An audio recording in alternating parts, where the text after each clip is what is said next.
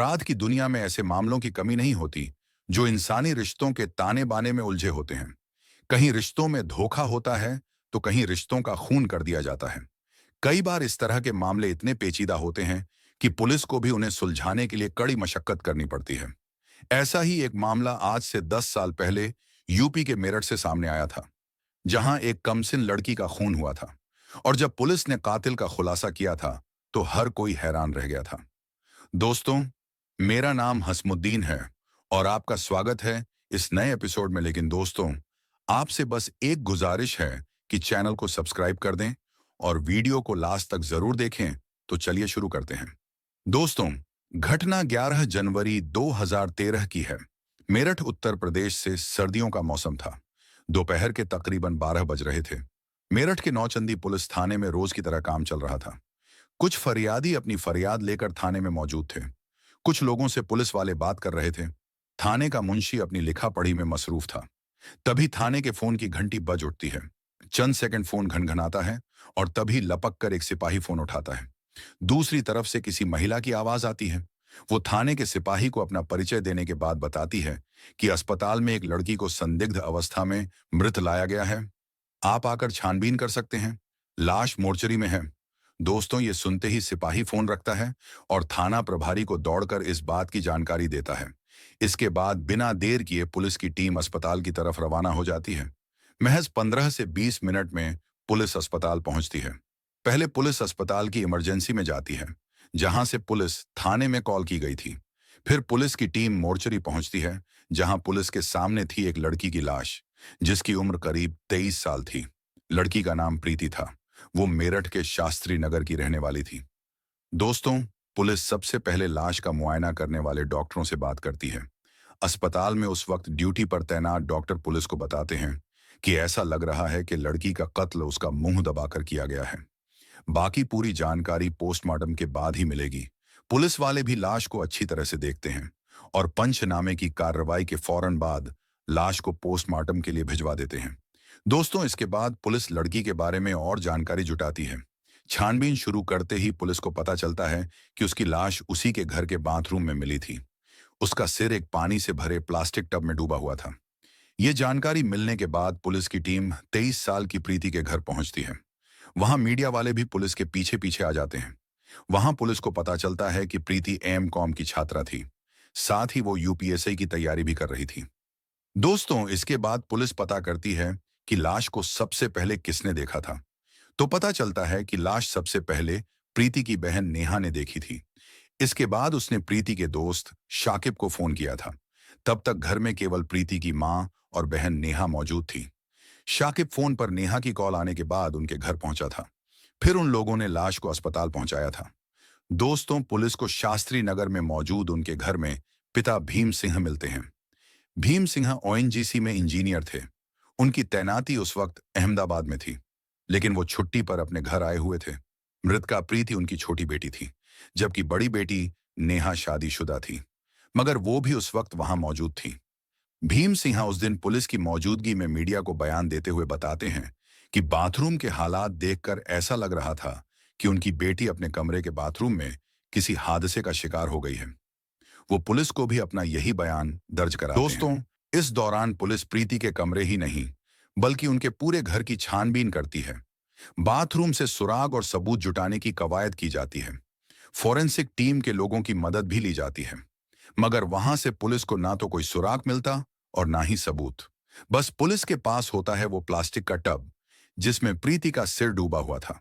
दोस्तों, कुल मिलाकर पुलिस को पता चलता है कि घटना के वक्त 3 और ठीक उसके बाद घर में 4 लोग मौजूद थे। प्रीति के पिता भीम सिंह, माम शशिबाला, बहन नेहा और चौथा शाकिब यानी प्रीति का दोस्त।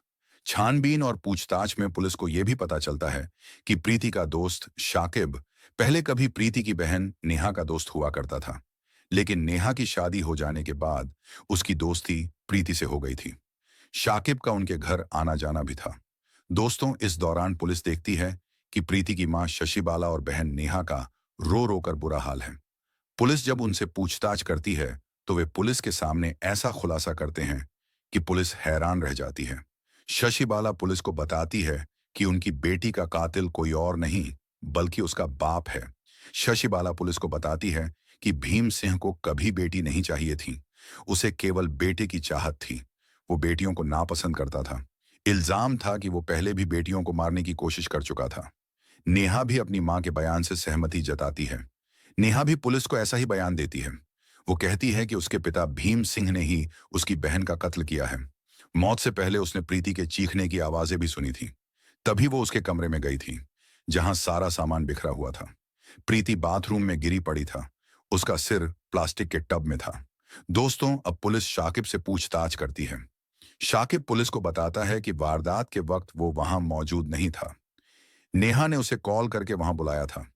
वो पुलिस को बताता है कि प्रीति की मौत कोई हादसा नहीं बल्कि कत्ल है, जिसे उसके पिता भीम सिंह ने ही अंजाम दिया है। पुलिस घर में मौजूद कई रिश्तेदारों से भी बात करती है और उस वक्त हैरान रह जाती है जब सभी भीम सिंह पर ही हत्या का शक जताते हैं। दोस्तों, अब मृतका का पिता भीम सिंह पुलिस के रडार पर आ जाता है। पुलिस उस पर फोकस करती है। 24 घंटे से ज्यादा का वक्त बीत जाता है। इसी दौरान पुलिस को प्रीति की पोस्टमार्टम रिपोर्ट भी मिल जाती है।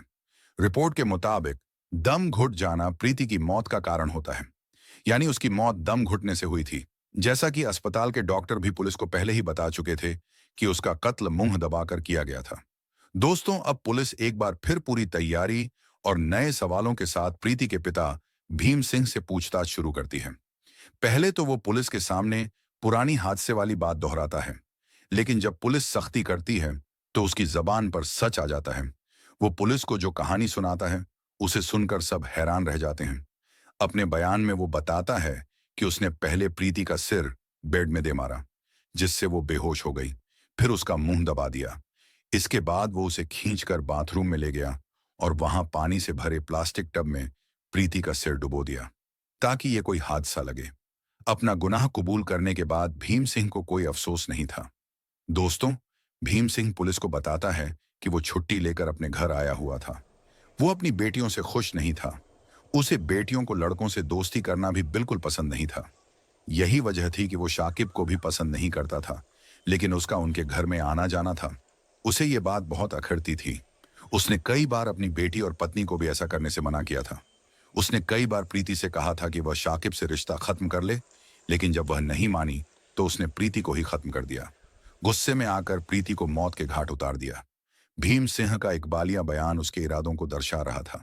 दोस्तों, इसके बाद पुलिस ने तमाम पहलुओं और भीम सिंह के बयान की तस्दीक की और फिर 14 जनवरी 2013 को इस मामले का खुलासा किया, जिसे जानकर हर कोई हैरान था। आरोपी भीम सिंह को अदालत में पेश किया गया, जहां से उसे जेल भेज दिया गया। इससे पहले पुलिस ने मौका वारदात पर जाकर क्राइम सीन भी रिक्रिएट किया था।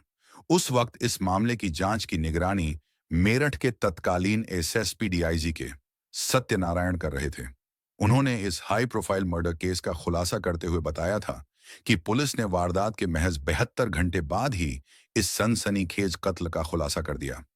असली कातिल का खुलासा होने के बाद प्रीति के दोस्त शाकिब को पुलिस बाइज्जत छोड़ दिया था। दोस्तों, इस कहानी से किसी के दिलों को ठेस पहुंचाना नहीं है, बल्कि सचेत करना है ताकि किसी भी परिवार में ऐसी घटना न हो। बाकी आपकी क्या प्रतिक्रिया है, हमें कमेंट जरूर करें। धन्यवाद।